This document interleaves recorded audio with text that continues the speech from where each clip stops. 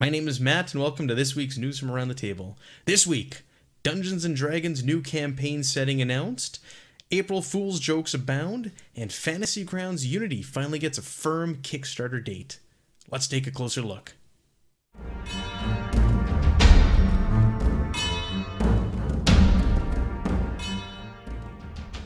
Looks like the cyberpunk arena is heating up, with Altered Carbon, the role-playing game, being announced this week.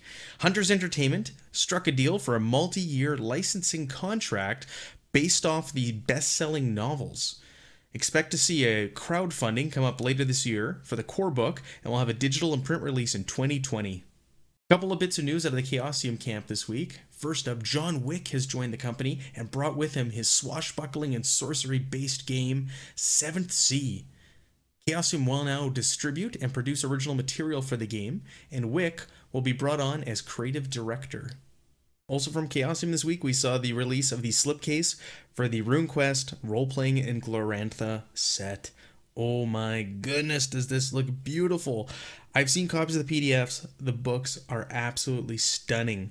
This includes the core rules for the all-new edition of one of the world's most influential role-playing fantasy games of all time. Dating back over 40 years, Rune Quest is dynamic and vital as ever. No classes, no levels. You are not defined by anything in this game. It is up to you and your runes to decide the fate and direction of your character. Also included is the Bestiary. Again, gorgeous book, contains almost 200 creatures from the world of Glorantha, or the spirit worlds adjacent to it.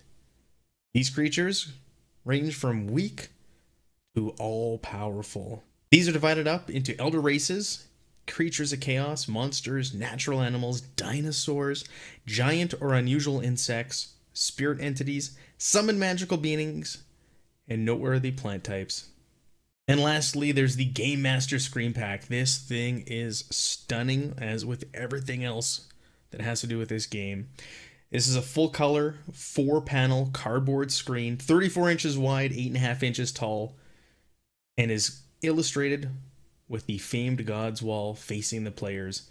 In addition to the screen, you will receive a full-color, 128-page adventures book to help you set up and get going your own Rune Quest campaign. I need to find a way to convince my wife that I need this on my shelf. Cubicle 7 also saw the release of another preview for a new archetype for Age of Sigmar. This week we got the Branch Witch, attuned to life magic of the forest and entrusted with the most sacred of roles. The Branch Witch's duty is to guard and protect the soul pod glades and to nurture the spirits growing within. They are spellcasters who can manipulate arcane energies of the Jade lore of magic. Focuses on growth, healing, and the power of nature. Branch Witches are said to often be accompanied by bitter grubs, a caterpillar-like sprite that can grow to the size of a large snake. From Free League Publishing, we saw the wide release for the Forbidden Lands Spire of Quetzal book. Originally only available to Kickstarter backers, it is now in wide release. This book contains 4 adventure sites that you can plop into your Forbidden Lands game at any point, at any time. It includes the adventures The Spire of Quetzal, The Bright Vault, Hexenwald, and The Graveyard of Thunder. Forbidden Lands has become a favorite on this channel. We are now running it a couple times a week, and we absolutely love it. If you haven't tried this game out, go out there, buy it, get it, play it. There's going to be something in there for everybody. Goodman Games saw the release of some new apparel over on their shop this week. They have hoodies and t-shirts featuring the Egyptian guy, or very cool t-shirt featuring a classic 70s van with a wizard on the side. What screams fantasy more than a van with a wizard on the side? I want one.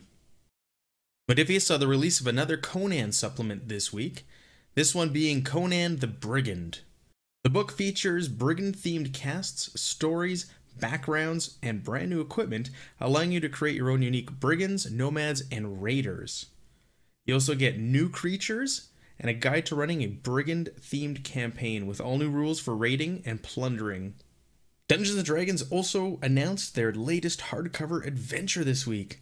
Titled The Descent, it will be revealed at the Stream of Many Eyes going on from May 17th to 19th in Los Angeles. The community will be able to gather online and in studio and have the opportunity to play it right there firsthand.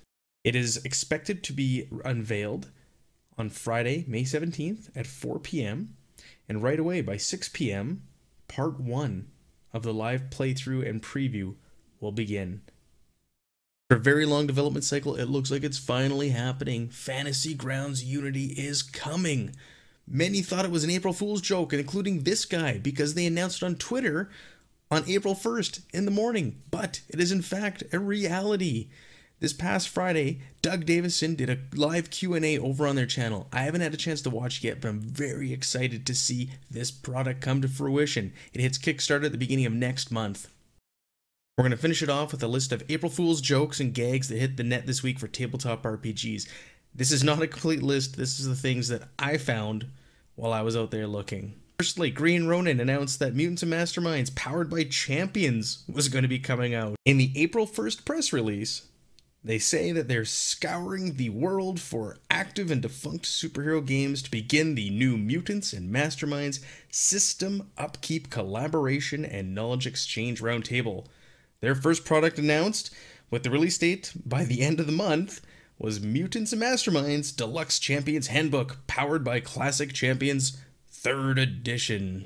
Next, from Grim and Perilous Studios, we had the announcement of Noble Bright, described as players taking on one of the 666 new professions from the world of ID4chan's Brighthammer. When clicking the link to go to YouTube for the special announcement video, you got rickrolled. Shira, the role-playing game, had a lot of people excited. They thought this thing was real, and it gained a ton of momentum and steam over on Twitter. Turns out the whole thing was just a joke for April Fools, but with the amount of interest that was gained, we might be seeing this thing become a reality. And the last two are somewhat in the same vein, as they were a joke, but they did give players some new material for their games. First up, Modiphius, for their Star Trek role-playing game, made Tribbles a playable race. That's Tribbles, not much more you can do other than just sit there and reproduce. And finally, Witcher gave us the playable class Peasant. Thanks so much for joining me. That's going to bring it to a close for this week. There were some comments last week about more images, so I did that. Let me know what you think of the new format. I appreciate any and all feedback. We'll see you guys next week.